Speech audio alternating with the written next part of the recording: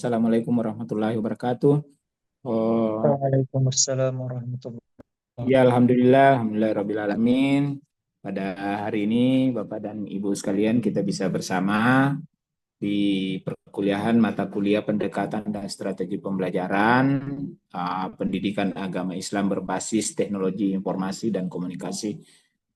Salawat dan taslim senantiasa kita sampaikan pada junjungan kita Nabi besar Muhammad Sallallahu Alaihi Wasallam. Baik, untuk ringkasnya pertemuan kita pada hari kita akan mendengarkan presentasi yang akan dilakukan oleh kelompok 5 dan sekaligus kelompok 6 nanti secara berturut-turut. Jadi cukup poin-poinnya saja yang disampaikan, apa isi daripada makalah dan apa yang dipresentasikan melalui PPT lewat Zoom. Tadinya saya masih di ruangan pasca sarjana ini. Jadi tadi saya mau ke ruang kelas, tapi ternyata katanya sebagian besar eh, ada di luar daerah dan lagi hujan deras. Boleh buat terpaksa kita yang ada di Parepare ikut untuk melaksanakan Zoom. Baik, selanjutnya saya kira silakan kelompok 5 untuk mempresentasikan materinya. Jadi poin-poinnya saja, silakan. Saya persilakan kepada kelompok 6 untuk melanjutkan pembahasan materi mengenai pendekatan dan strategi PAI TIK. Saya persilakan. Dipersilakan kepada Kak Yudi untuk pemateri pertama, membahas materinya. Bismillahirrahmanirrahim. Assalamualaikum warahmatullahi wabarakatuh. Waalaikumsalam warahmatullahi wabarakatuh. Eh, yang terhormat Bapak Dr. Isman, MPD, selaku dosen pengampu pada mata kuliah ini, serta teman-teman sekalian yang mengikuti perkuliahan melalui Zoom pada sore hari ini. Baik, kami dari kelompok 6 akan mempresentasikan materi tentang penerapan proyek Digital Learning dengan pendekatan CBSA dalam pembelajaran PAI meliputi konsep dasar, karakteristik, prosedur, dan skenario penerapannya. Kami terdiri dari 3 orang, ada Syarifah Mutmain Ali, Husni Rudayana Basir, dan saya sendiri Muhammad Ibnu Prasetyo. Baik, langsung saja ke materi pertama. Silakan. Next.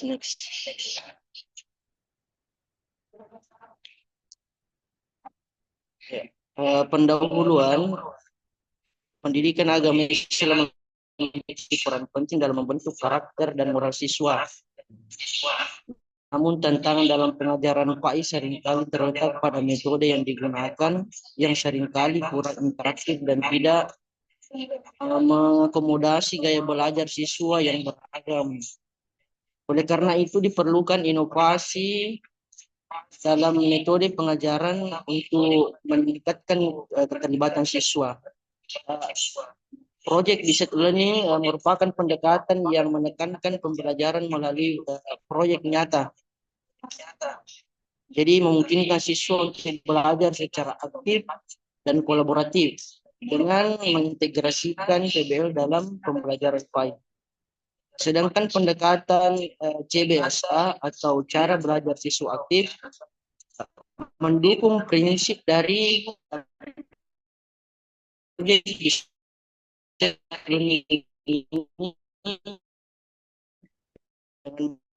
mendorong siswa untuk aktif berpartisipasi dalam proses berkomunikasi yang sangat relevan dengan pembelajaran PAI yang kontekstual dan aplikatif.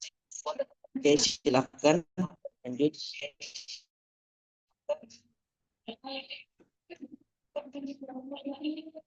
Dilangkai saja.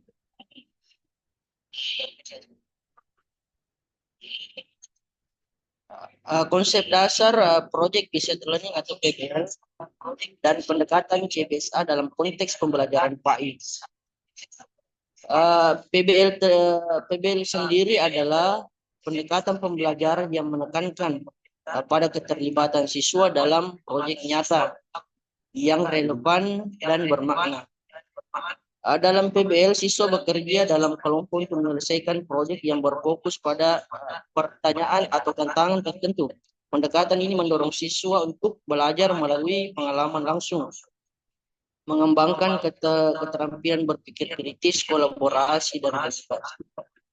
Jadi maksudnya di sini PBL ini memberikan sebuah proses pembelajaran yang sedikit banyaknya sesuai dengan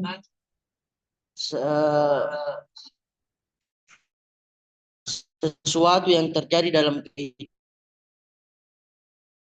nyata, supaya siswa mampu. Sedangkan CBSA sendiri adalah pendekatan pembelajaran yang mengaitkan materi pelajaran dengan konteks kehidupan nyata siswa. Dalam pendekatan ini, siswa diajak untuk memahami konsep melalui pengalaman nyata dan aplikasi dalam kehidupan sehari-hari. Jadi ternyata kepada siswa tentang pengalaman dan bagaimana cara mengaplikasikan dalam kehidupan sehari-hari. Oke, lanjut. Perubahan metode pembelajaran CBSA.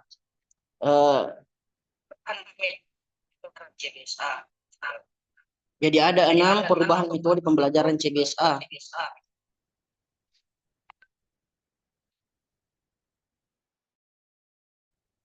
Dari yang pertama dari fokus individual ke kolaboratif, yang kedua integrasi teknologi, yang ketiga pendekatan berbasis masalah, yang keempat penekanan pada pengembangan karakter, 5 fleksibilitas dalam metode pembelajaran, dan yang keenam adalah pendekatan holistik dalam evaluasi. Kita percepat saja karena waktu juga yang dibatasi.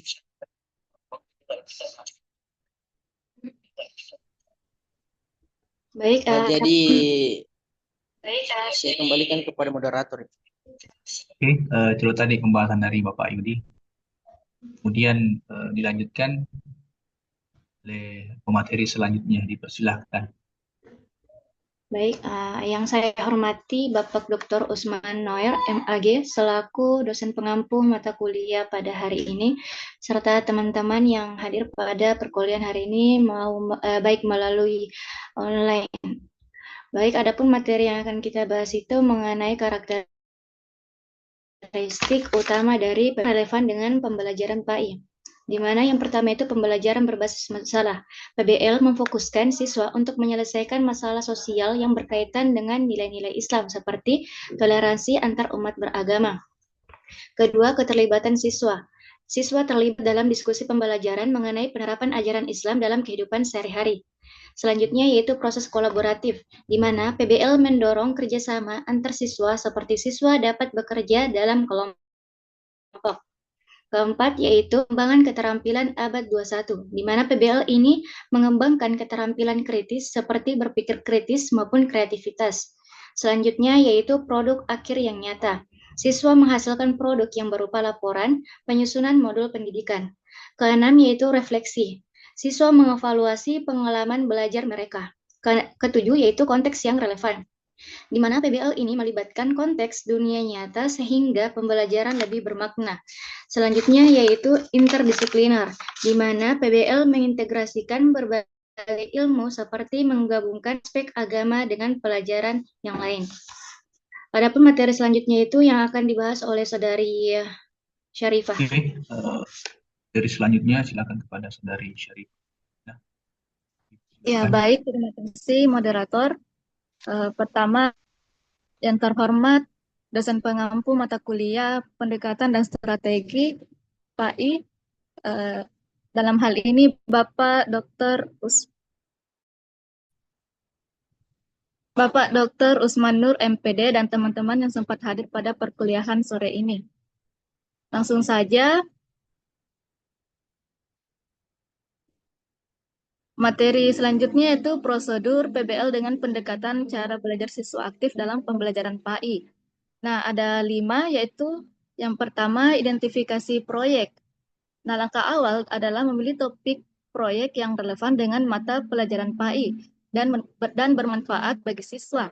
Selanjutnya, setelah mengidentifikasi proyek, yaitu selanjutnya perencanaan dan pengorganisasian. Nah, di mana siswa dibagi ke dalam kelompok dan setiap kelompok merancang rencana untuk menyelesaikan proyek. Nah, yang ketiga itu implementasi proyek, yaitu setiap kelompok mengumpulkan informasi yang relevan dari berbagai sumber. Yang keempat, pengembangan produk. Nah, tahap ini setiap kelompok memanfaatkan informasi yang diperoleh untuk mengembangkan produk atau hasil proyek mereka. Nah, yang terakhir yaitu presentasi dan evaluasi. Nah, setiap kelompok kemudian mempresentasikan hasil proyek mereka di depan kelas. Materi selanjutnya, next. Selanjutnya itu skenario penerapan project based learning dengan pendekatan cara belajar siswa aktif dalam pembelajaran PAI. Nah, ada 4. Yang pertama yaitu penentuan topik proyek. Nah, guru PAI ini memberikan tema proyek yang terkait dengan isu etika dan moralitas dalam kehidupan sehari-hari. Nah, selanjutnya yaitu yang kedua diskusi dan pembagian tugas. Dalam pendekatan cara belajar siswa aktif, siswa diajak untuk aktif berdiskusi tentang topik proyek, di mana guru membagi siswa ke dalam kelompok dan mengarahkan mereka untuk mengidentifikasi masalah dan tujuan proyek yang akan mereka capai. Yang ketiga yaitu pelaksanaan proyek. Nah, setiap kelompok bekerja secara mandiri untuk mengembangkan solusi sesuai tugasnya. Yang keempat yaitu presentasi dan evaluasi proyek. Setelah proyek selesai, setiap kelompok akan mempresentasikan hasil mereka di depan kelas. Nah, sesi ini memberikan kesempatan kepada siswa lain untuk bertanya dan mengomentari proyek kelompok lain. Ya, sekian dari saya kembalikan ke moderator. Oke, itulah tadi pembahasan mengenai dua materi di kelompok 5 dan kelompok 6. Jadi dari pembahasan materi tentang model pembelajaran. Kemudian yang terakhir tadi yang dibahas oleh kelompok 6 adalah penerapan proyek based learning pendekatan CBSA dalam pembelajaran PAI. Jadi untuk sesi pertama mungkin kita bisa menanya setiap kelompok, 2 penanya untuk kelompok 5 dan 2 penanya untuk kelompok 6. Pada teman-teman yang ingin bertanya atau memberikan masukan atau memberikan sanggahan kedua kelompok, silahkan dengan hormat.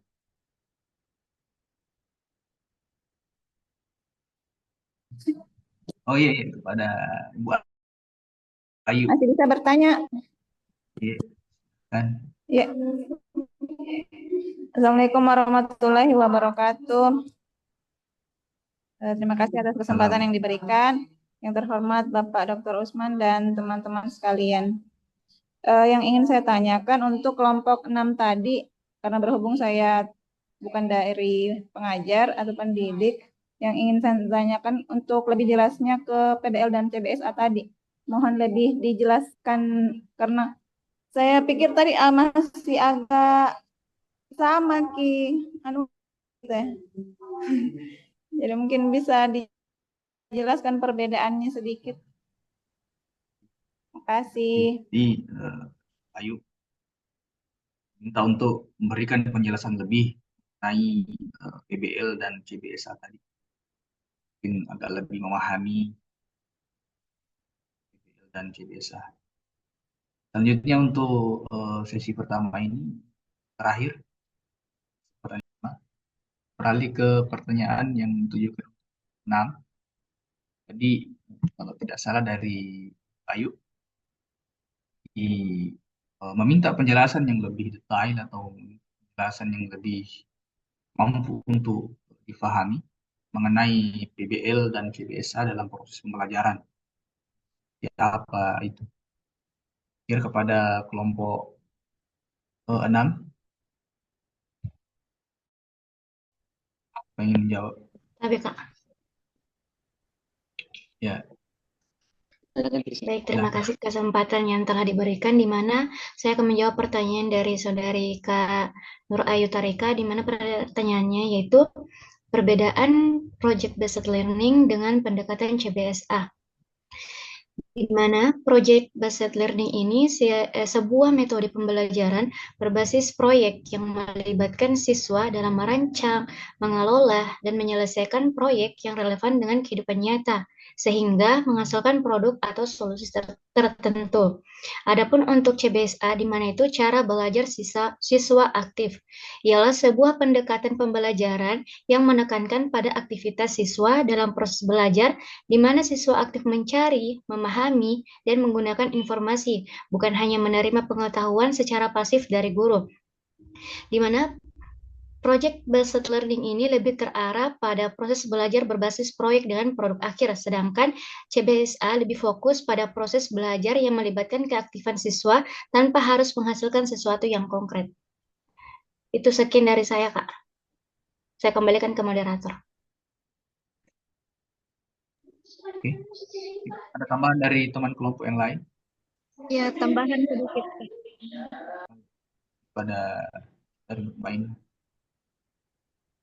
Ya, perbedaan PBL dengan CBSA, PBL atau Project Based Learning, ini berfokus pada proses menyelesaikan proyek, seperti guru memberi tugas untuk menyelesaikan masalah.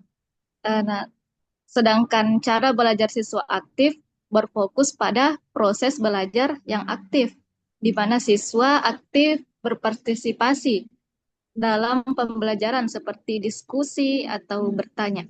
Ya, sekian dari saya.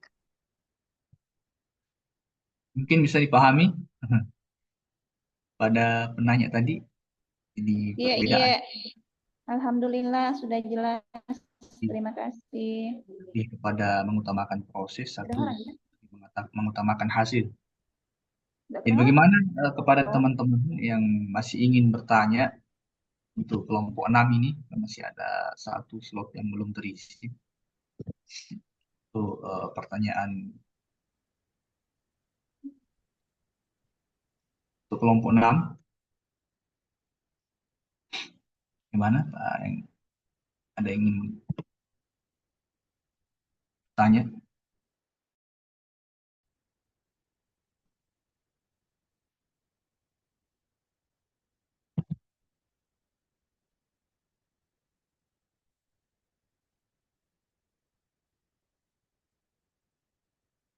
Bagaimana teman-teman? Sudah ada yang mengantuk?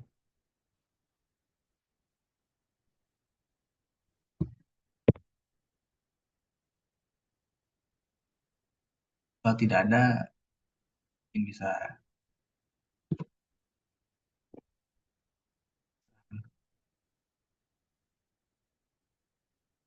ya.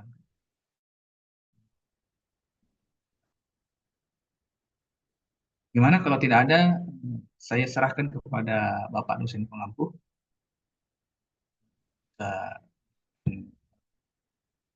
Carahannya Bentar ya, Bang.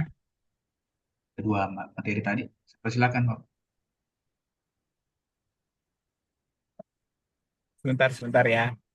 Oh iya.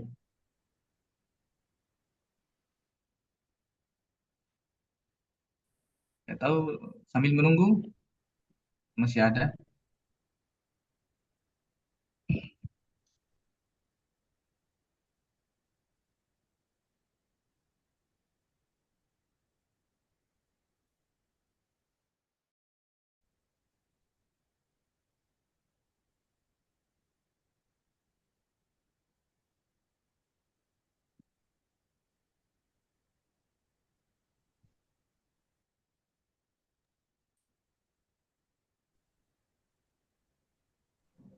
Tidak ada mungkin. Pak, kalau tidak ada, Yudi. Ya, Abe Pak, silakan. Sudah tidak ada yang mau bertanya. Baik. Terima kasih Pak Sulaiman, terima kasih. Saya kira kepada penanya dan juga pada pemateri yang saya kira telah memberikan. Oh, terus sebentar ya, sebentar dulu ya, sebentar.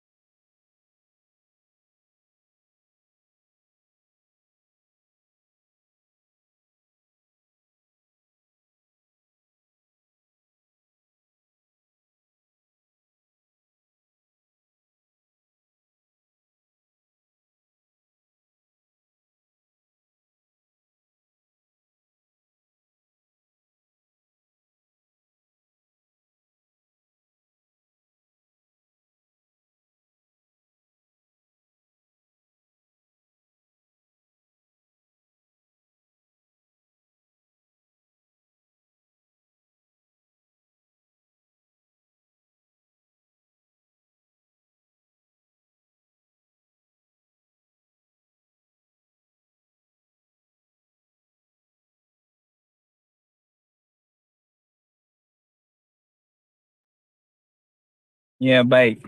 Saya lanjutkan lagi. Baik, Bapak dan Ibu sekalian, dua materi saya kira yang sudah disampaikan di dalam eh, pertemuan kita pada hari ini, yang sesungguhnya dua materi. Kelompok 5 tadi itu membahas tentang apa lagi namanya nih? Model Eh, diri. Pembelajaran mandiri, Ustaz. Pembelajaran mandiri. Yang kelompok 6, PBL PBL dan dan Basic basic learning, ya PBL, problem basic learning. Saya kira kalau PBL itu kita sudah pernah mempelajarinya. Jadi di mana saya kira bagaimana kemampuan daripada pendidik untuk bukan mencari masalah, tetapi bagaimana memunculkan ide-ide yang di dalamnya adalah peserta didik itu bisa aktif untuk menggali masalah yang ada apakah masalah yang ada di dalam materi pembelajaran ataukah mungkin yang integratif dengan materi pembelajaran itu.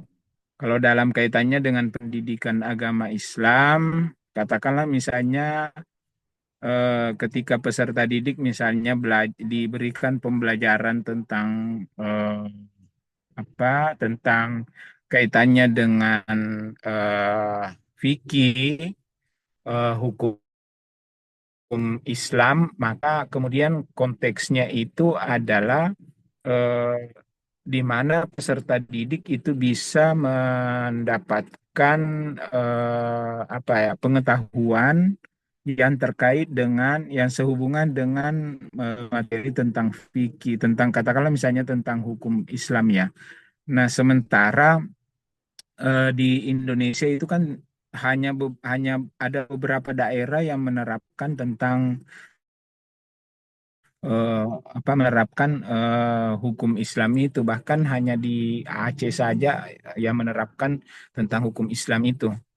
Nah, eh, problem base learningnya tentu adalah eh, bagaimana bisa menerapkan hukum Islam itu secara nasional di Indonesia begitu.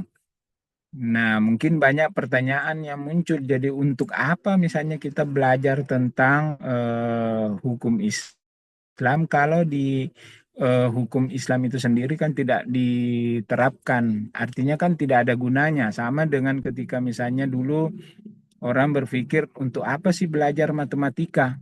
Sementara yang dipergunakan itu kan ya mungkin hanya sebagian kecilnya saja, hanya tambah-tambahnya, kurang-kurangnya, bagi-baginya. Eh, Orang belajar misalnya tentang akar-akar di matematika. Ini hanya contoh di luar daripada konteks keislaman. Nah, sama dengan hukum Islam juga seperti itu. Beda misalnya ketika kita belajar tentang sejarah pendidikan Islam, yang tentu ada makna yang ingin ditarik dari situ. Walaupun kemudian saya kira belakangan juga orang beranggapan bahwa dengan belajar tentang hukum Islam kita bisa memahami bahwa hukum Islam itu eh, kalau dalam konteks menimbulkan banyak persoalan karena tidak sesuai dengan katakanlah misalnya budaya kita di Indonesia. Nah, ketika kita ingin berdiskusi dengan materi tentang itu, maka seorang guru itu harus bisa menghadirkan masalah yang muncul misalnya terkait dengan itu gitu. Saya kira kalau misalnya yang dalam dunia pendidikan sebagian oh iya Bu.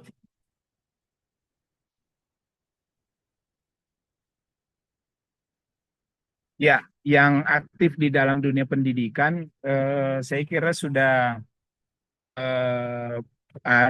artinya banyaklah pengalaman guru-guru yang mengajar dengan katakanlah misalnya memiliki kemampuan untuk memancing rasa bertanya kepada peserta didiknya, gitu.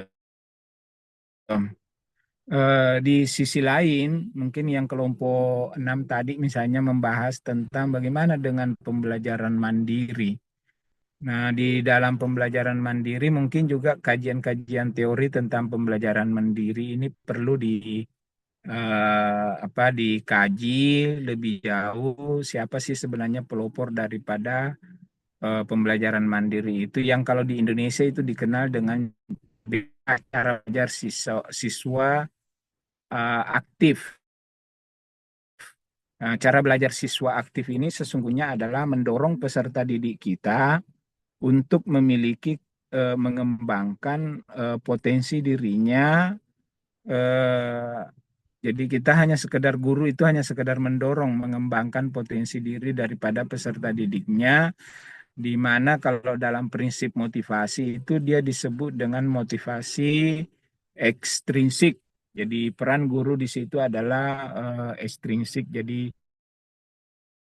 sementara potensi intrinsiknya itu sendiri ada pada pada peserta didiknya atau pada siswanya. Namun yang perlu dikaji di situ sesungguhnya adalah apakah benar teori tentang belajar siswa aktif itu hanya menekankan kepada peserta didiknya untuk belajar. Nah, sementara dalam konteks belajar kekinian atau konteks belajar sekarang ini sesungguhnya peserta didik itu eh, seharusnya tetap difasilitasi. Jadi guru menyiapkan fasilitas untuk memang betul-betul ada peserta didik itu bisa belajar mandiri. Nah, fasilitas yang saya maksudkan itu adalah jadi peserta didik itu adalah pendidik itu adalah fasilitator. Nah, kalau misalnya dikaitkan misalnya pembelajaran pendekatan pembelajaran berbasis teknologi, maka sesungguhnya guru itu harusnya bisa mengarahkan peserta didiknya untuk bisa menguasai beberapa aplikasi belajar mandiri. Jadi kalau di dalam bahasa Inggris itu misalnya belajar mandiri dengan ada bilingual ya, aplikasi bilingual misalnya, di mana peserta didik itu diajarkan eh, menggunakan aplikasi yang dimaksudkan itu. Jadi aplikasi itu kita hanya sekedar memberitahukan. Jadi itu kalau misalnya dalam konsep memfasilitasi, tetapi dalam konsep yang lain tentang memfasilitasi itu adalah guru sebenarnya harus bisa menciptakan suasana belajar mandirinya itu. Jadi guru yang harus menyiapkan. Nah, mana yang dimaksud dengan menyiapkan? Dulu ada istilah misalnya belajar outdoor. Jadi peserta didik itu diajar untuk belajar di luar daripada kelas, jadi outdoor learning kan. Guru menyiapkan itu, jadi misalnya guru mengajak ke tempat wisata. Nah, terus kemudian di tempat wisata itulah kemudian diajarkan peserta didik kita untuk apa misalnya di situ belajar mandiri, belajar suasana kelompok, menciptakan game-game yang suasananya adalah suasana saling membangun di dalam kelompok. Jadi guru yang menyiapkan itu. Jadi istilah sebenarnya cara belajar siswa aktif tidak sepenuhnya memberikan apa tadi dia ada yang mengatakan sampai 90% peserta didik yang harus menggali potensi keilmuannya.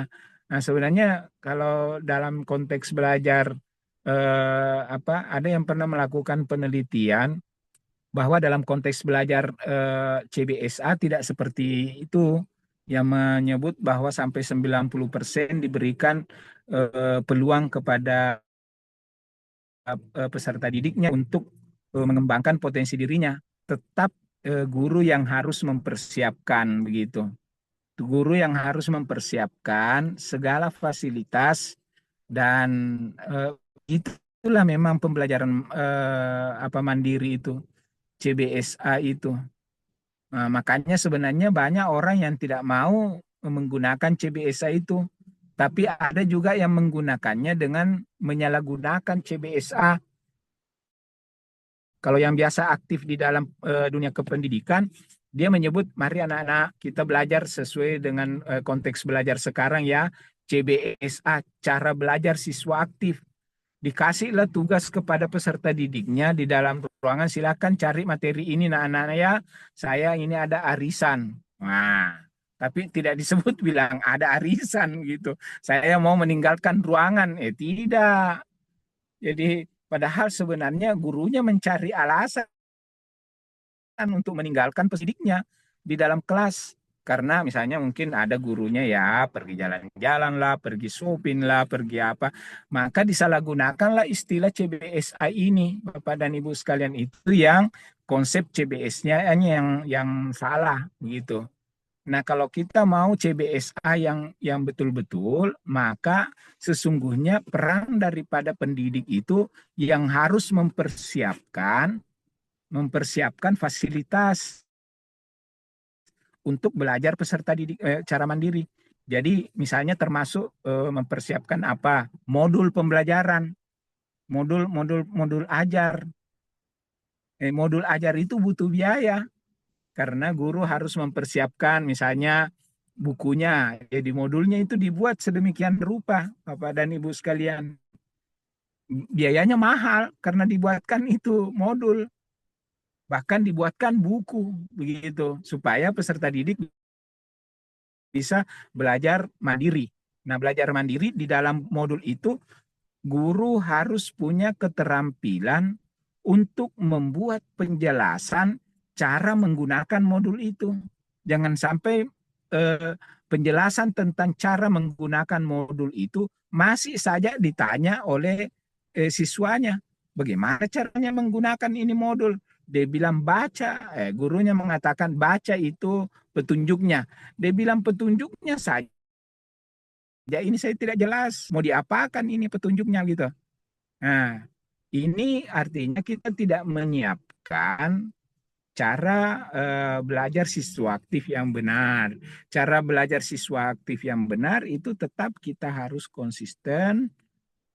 Karena begini kan, ada mungkin Anda pernah kenal taksonominya, bukan taksonominya belum, taksonomi Koufu.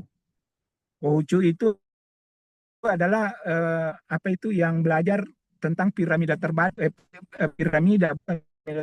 piramida. Nah, disebutkan itu di bagian atas, ya, di bagian atas dari piramida itu seperti ini, jadi piramidanya seperti ini. Di bagian atas itu sudah dikat bahwa ketika orang peserta didik belajar, jadi dibagikan piramidanya itu di sekian ketika peserta didik belajar hanya dengan gunakan tadi kemampuan, ada yang menyebutnya tadi itu hanya kemampuan mendengarnya, audionya, maka pengetahuan yang bisa didapatkan itu hanya 5%. Jadi kalau hanya didengar seperti ini hanya 5%. Kalau saya ceramah seperti ini ya hanya 5%. Dan itu bisa dibuktikan misalnya ketika kita mendengarkan ceramah. Siapa yang kondang sekarang ini misalnya pencair itu? Dasat Latif ya. Dasat Latif. Kalau Dasat Latif ceramah, coba dengarkan mulai dari awal sampai dengan akhir, kita hanya lebih banyak tertawa kan? Karena banyak hiburannya. Ketika selesai ceramah, ditanya apa judulnya tadi itu, yang baru judulnya saja ditanyakan, itu pasti mengatakan, ih, aku tahu apa tadi judulnya. Tapi pada saat dia ceramah, kita gembira gitu. Nah, kenapa? Karena yang tertinggal di kepala ketika kita belajar menurut kerucutnya Dale itu, Del, itu bagian kerucut itu kecil sekali yang kita dapatkan begitu. Karena hanya mendengar. Terus kemudian di bagian bawahnya lagi sudah mendengar di bagian kerucut itu, ada lagi dipilah lagi di situ, dilihat. Jadi pengetahuan itu kalau didengar sambil dilihat, itu mungkin hanya 15%, paling tinggi 20% ketika didengar dan dilihat. Nah, itu kerucutnya Del itu. Dan dalam Kohucu itu disebut bahwa ya memang kalau hanya mendengar, melihat, itu kita punya kemampuan hanya paling tinggi itu 15 sampai dengan 20% pengetahuan yang bisa kita dapatkan. Nah, sehingga belajar mandiri itu sebenarnya ada pada kerucut paling di bagian kerucut itu ada di bagian paling dasar, di bagian paling bawah, belajar mandiri.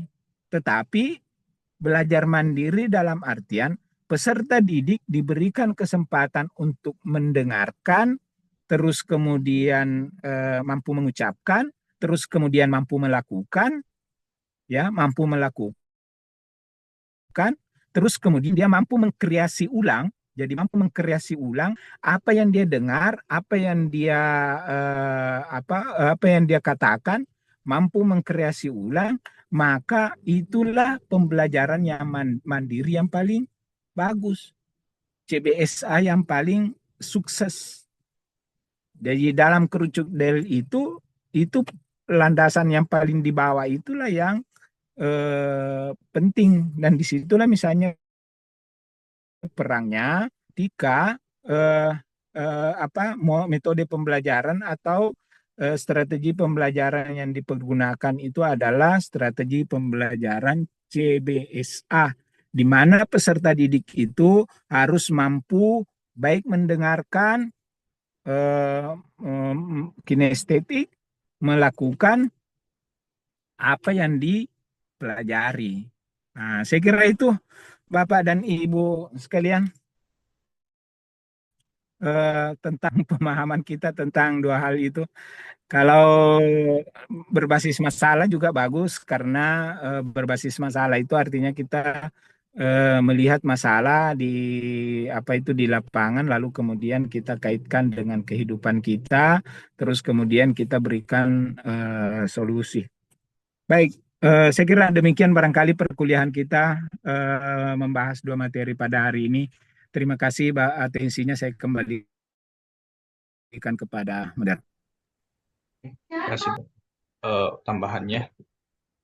Oke, pada kesimpulannya pada materi kita pada sore hari ini, bahwa penting untuk menumbuhkan motivasi secara intrinsik, begitupun secara intrinsik, untuk bagaimana kemudian menumbuhkan kesadaran diri tentang pentingnya belajar bagi seorang peserta didik, sehingga dengan begitu apapun model pembelajaran yang kita tawarkan, yang kita berikan kepada peserta itu sendiri sebagai seorang guru, maka insya Allah pembelajaran kita akan terlaksana secara efektif dan efisien.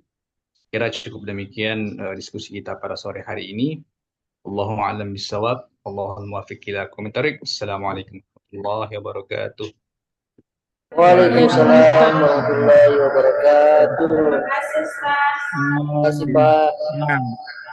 Baik, Bapak dan Ibu sekalian, kali perkuliahan yang kita laksanakan pada hari ini, dan mari kita sama-sama menutup perkuliahan kita yang dilaksanakan secara online dengan ucapan hamdalah.